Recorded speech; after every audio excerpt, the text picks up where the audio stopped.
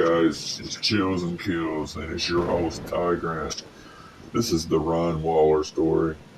Ron Waller was born February the 12th, 1988, to Don Waller. Ron grew up in Maricopa County in Phoenix, Arizona. Ron had a love for music and enjoyed life. After high school, Ron and his girlfriend, Heather Quan, moved in together in Desert Hills. Heather was a couple years older than Ron, and she was studying criminal justice at Arizona State University. She was inspired to become a defense attorney. Heather also volunteered as a big sister with the Valley Big Brother and Sister program. On December the 24th, Ron and Heather were at home getting ready for a pre-Christmas dinner with Ryan's father, Don. Ryan and Heather were supposed to be at Don's house at a certain time, and that time came and went with no sign of Ryan or Heather. Don knew that this was not like his son, Ryan, or Heather, so he decided to try and give them a call. When Ryan's phone went unanswered, he gave Heather's phone a try. It too went unanswered. After some time had passed with still no sign of Ryan nor Heather, Don decided it was time to drive over and check on them, given that this was very uncharacteristic of his son to not show up for a family planned event, especially to not even call or answer his phone. Don drove the 20 minutes to the house Ryan was living in. He knocked on the door, but there was no answer. Ryan had the garage door closed, so he didn't know if the car was there or not. 10 minutes went by with Don still knocking on the door and calling Ryan's phone. Don decided to call the police and ask for a welfare check, considering he knew he knew this was not like his son. Don drove up the street and called 911 and asked for them to come out and do a welfare check. Since this was not an emergency situation, the officer told Don that they were backed up with calls and that they would call him when they were on their way with a unit. Don waited as patient as he could, knowing that something wasn't right about this. He waited for the call that they were headed to do the welfare check. A couple hours passed by, and now it's around 11 p.m. when the cops finally called Don back and tell him they were pulling up to do the welfare check. Hearing this, Don heads back over to Ryan's as well to find out what the cops can figure out. Two officers get to Ryan's house and knock on the door. They continue to bang on the door when one of the officers looks through a cracked blind and tells the other officer that he believes he can see a body. By this time, Don is back at the house. The cops call their supervisor to tell them what they see and ask if they need a search warrant to go in. The cops decide to try the back door again.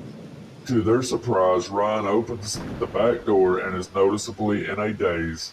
The officers notice he has a badly damaged black eye. The officers ask Ryan why didn't he open the door earlier and told him his father was worried because he did not show up for his dinner. All Ryan could do and say to the officers was he did not know and that he was sleepy. Noticing his black eye, the cops tell Ryan they need to look around. At this time, they make a horrific discovery. They find Heather Quan lifeless with a gunshot wound to the head. They pronounce her dead on sight. With Ryan's black eye and with Heather now dead on the couch, the cops put Ryan in handcuffs and take him out to the patrol car. Ryan's father, Don, has still not heard any news from what they found inside the house until he sees the cops walking a handcuffed Ryan to a patrol car. When Don sees this, he immediately tries to walk over and speak to Ryan, and the cop told Don, "Do not take another step toward him." Ron's father begs the cop to just let him speak to his son. The officer tells Don that he will arrest him if he don't back up. The cop then tells Don that his son only has a black eye and they believe that his son has killed his girlfriend. Don was beyond confused about this whole situation. Finally, the paramedics and detectives arrive and take the crime scene off. Don asked the paramedics to please check on his son, and the cops would not allow this and, and said that he only has a black eye.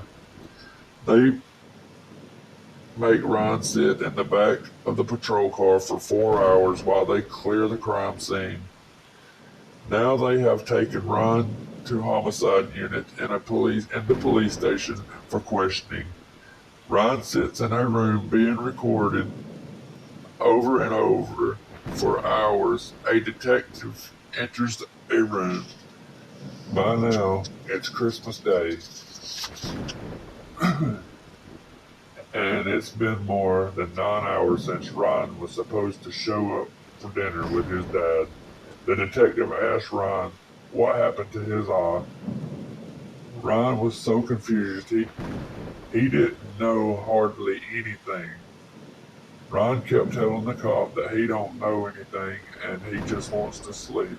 The detective tells Ron that he isn't going to sleep and asks him who the girl was laying on the couch. Ron told him that he did not know and begged for sleep. Ron then tells the detective that he was shot in the eye with a bow and arrow. Ron's head injury at this point is so severe he is lucky to be breathing or even thinking at all.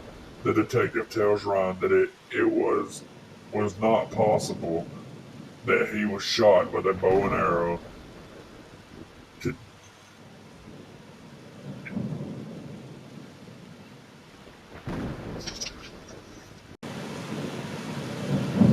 The detective tells Ron that it was impossible that he was shot with a bow and arrow and to tell him why he killed the girl on the couch.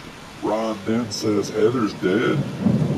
At this point, he puts everything he can into getting this sentence out. Richie and his dad did this. Ron says Richie and his dad broke in with revolvers and shot them. Let's pause right there and go. I want to take y'all back before into the story where Ron and his father were supposed to meet for dinner.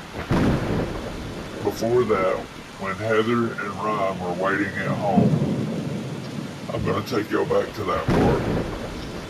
Ron and Heather were hanging out at home while preparing to have a pre-Christmas dinner with his father. Someone knocked on the door.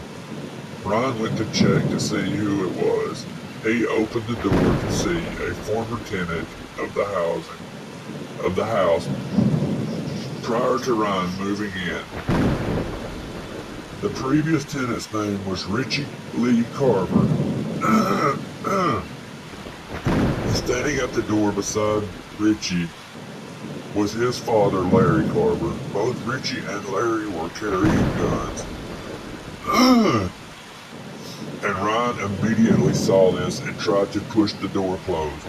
In the ensuing struggle, Richie managed to get his arm inside the door and shot Ron in the eye. Ron immediately fell to the floor unconscious. With Ron now laying in the floor unconscious, Richie and his father Larry made entry into the home. Entering the home, they noticed Heather laying asleep on the couch, where they then shot her point blank in the head. Heather Quan was immediately killed by the gunshot. Richie and Larry went on to steal several weapons that Ron had collected, including his grandfather's gun he had given him. They also stole computers, cash, and several other items before fleeing the house.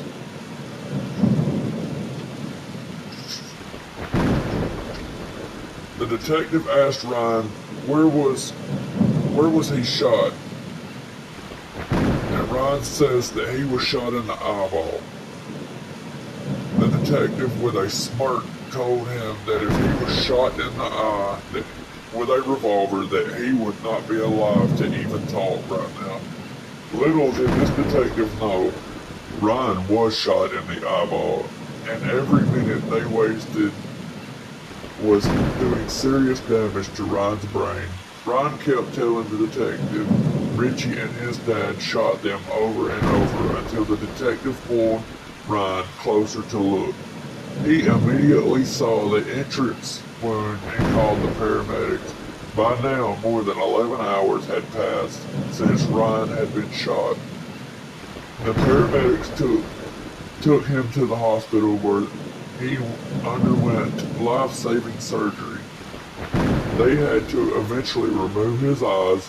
With the names that Ryan had given the detectives, they were able to get new leads that led to the arrest of Richie Carver and Larry Carver. You have to go back to the day that Ryan and Heather moved into their home. Richie Carver was moving out as Ryan was moving in. Richie Carver was a criminal and a longtime crook. He saw all the nice things Ryan had when he was moving in. Ryan was a gun enthusiast, and he had a huge collection of guns. That was believed to be the target by Richie and his dad, Larry Carver. Richie enlisted his dad, Larry Carver, to help him. They also thought Ryan was dead when they shot him in the head, but he was not. Ryan Waller suffered injuries from being shot that led to his death eventually. He went blind and depended on his father for the rest of his life. Ryan died from a seizure that was related to the injuries from being shot. Richie Lee Carver was sentenced in 2008 to spend his natural life in prison for these crimes. In December the 14th, 2012, a Maricopa County juror has found Larry Lloyd Carver guilty on multiple counts in connection with the 2006 murder of Heather Quan and the attempted murder of Ryan Waller. He was sentenced to a life in prison on January the 25th, 2013. I am 100% pro-cops, guys, but this goes to show you they set sight on Ryan from the beginning, and if they would have put a deep thought into why he was acting so weird and out of it when he answered the door, they could have shined some light on a bigger picture of what really happened to begin with. I hope you guys like my story today. Go on over and check out Ryan Waller's full interrogation video to get a better look into the reality of this injury and this crime. Y'all, I will have another story on Saturday that you're not going to want to miss. Y'all like and subscribe to my channel so we can grow this thing into one of the best true crime story channels on YouTube. Thank you guys for watching and or listening to Chills and Kills on YouTube. Smash the like button and subscribe button while you're at it. See you guys next time on Chills and Kills. Your host, Ty Grant.